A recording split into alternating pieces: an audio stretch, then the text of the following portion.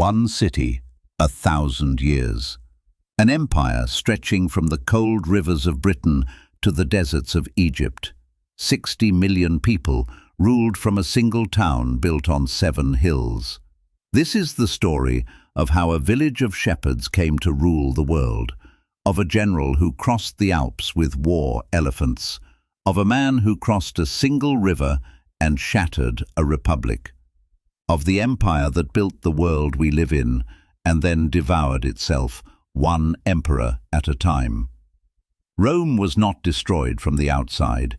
It grew until its own strength became the poison that killed it. This is the rise and the fall of the Roman Empire. Our story begins in 753 BC with a legend. 2 twin brothers, Romulus and Remus, abandoned as babies, were said to have been raised by a she-wolf on the banks of the river Tiber. When they grew up, they chose a cluster of 7 hills to build a new city, but the brothers quarreled over who would rule, and Romulus killed Remus. He named the city after himself, Rome. And so, in its founding myth, Rome was born in ambition and blood, the 2 forces that would drive its entire history. For its first 2.5 centuries, Rome was ruled by kings, 7 of them.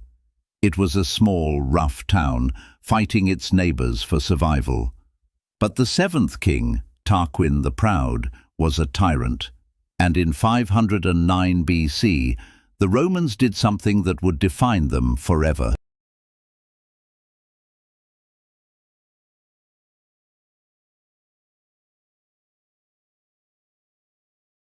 They overthrew their king and swore they would never again let one man rule them. In his place, they built a republic, power shared between elected officials and a council of elders, the Senate. Their rallying cry stood for the Senate and the people of Rome. This new system was ruthless and relentless. Year after year, Rome fought, conquered, and absorbed its neighbors, turning beaten enemies into Roman citizens and Roman soldiers. And out of these wars came the most disciplined fighting machine the ancient world had ever seen, the Roman legion. Within 2 centuries, the small town on the Tiber ruled all of Italy. But across the sea waited a rival just as powerful, and Rome was about to fight for its very survival. Her name was Carthage, a wealthy trading empire on the coast of North Africa, master of the sea. For over 100 years, Rome and Carthage fought 3 brutal wars for control of the Mediterranean, the Punic Wars. And from Carthage came Rome's greatest nightmare, a general named Hannibal. In 218 BC, in one of history's boldest gambles, Hannibal marched an army with war elephants over the snow-capped Alps to attack Rome from the north. He smashed every army Rome sent against him. At Cannae, he destroyed a Roman force of tens of thousands in a single day, one of the worst defeats in Rome's history. Rome stood on the edge of annihilation, but it would not surrender. It raised army after army, took the war to Carthage's homeland, and won. In 146 BC, Rome destroyed Carthage completely. The city was burned, its people enslaved.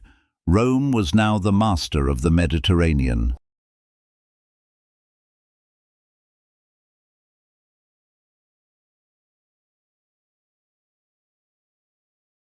Conquest made Rome unimaginably rich, but that wealth became its curse. A handful of generals and senators grew obscenely powerful, while the poor were crushed. The Republic, built to stop any one man from ruling, began to tear itself apart in civil wars. And then came the man who would break it, Julius Caesar.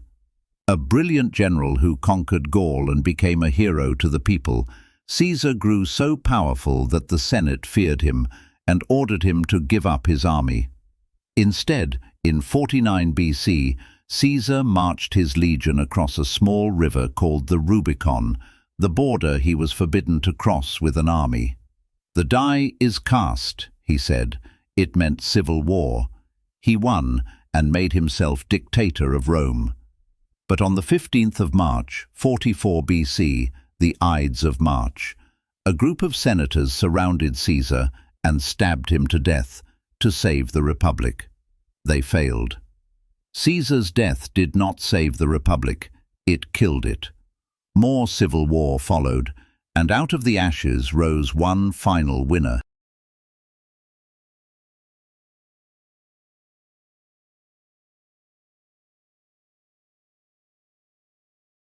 His name was Augustus, Caesar's adopted heir. In 27 BC, he did what no one had dared since the kings.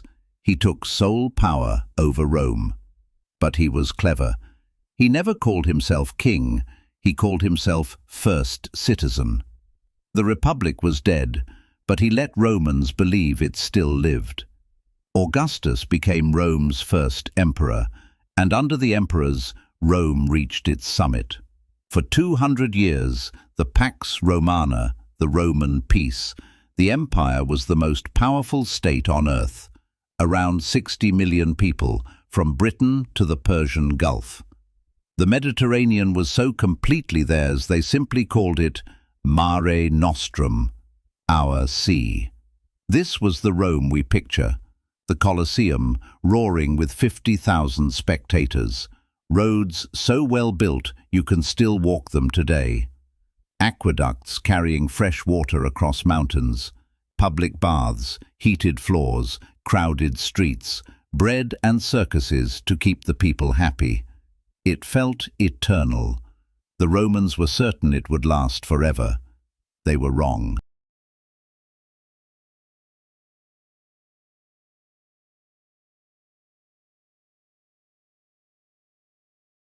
The empire had grown too big. It now stretched thousands of miles, too far to govern, too long to defend.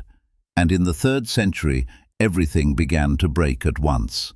On the frontiers, tribes pushed in.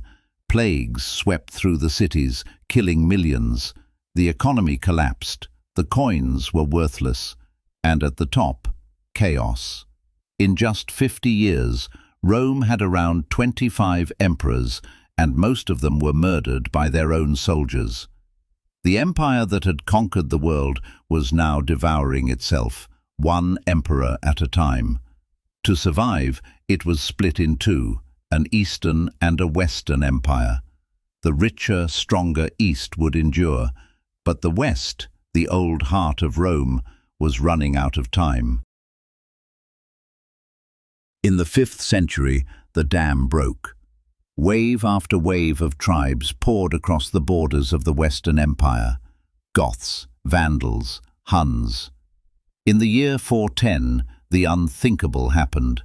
For the first time in 800 years, the city of Rome itself was captured and sacked by the Visigoths under their king, Alaric. The eternal city had fallen. The shock echoed across the world. And then, in 476 AD, the end. The last emperor of the Western Roman Empire was deposed by a barbarian general named Odoacer. He was just a boy, and his name, in one final cruel twist of fate, was Romulus. The empire that a Romulus had founded, a Romulus now ended. The Western Roman Empire was over. 12 centuries of Roman power in the West, gone.